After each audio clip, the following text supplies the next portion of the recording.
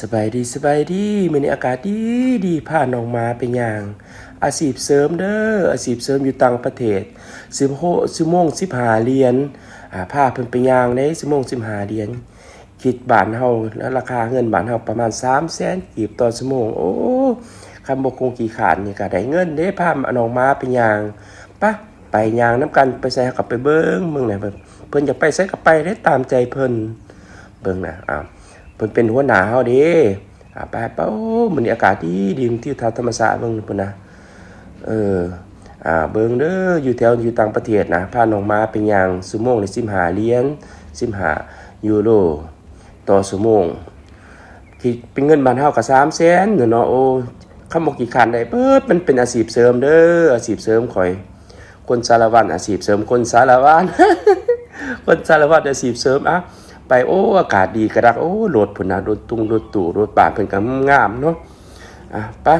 ย่างลาบักลาย่างย่างเพิ่นอยากจอดอยู่ไสก็จอดเด้อแล้วแต่เพิ่นเด้นี่ย่างไปเรื่อยๆของเพิ่น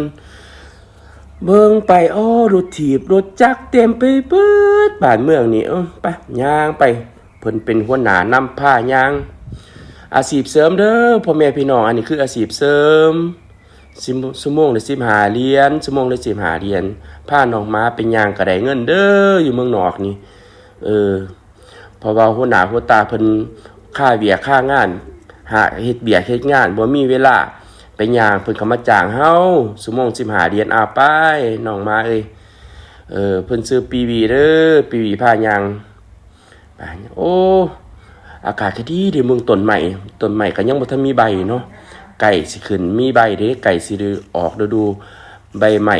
ปงสิดูใบใบแห้งเพิ่นดมยังมื้อนี้ดมเนาะเวลาเพิ่นเหี่ยวเนี่ยก็บ่ได้หมายว่าเพิ่นสิเหี่ยวตลอดเด้เพิ่นไม้ทางนะเพิ่นย่านเพิ่นลงทางนะเป็นสัญชาตญาณของเพิ่นย่านลงทางเพิ่นก็เลยเหี่ยวไว้ทุกๆหม่อง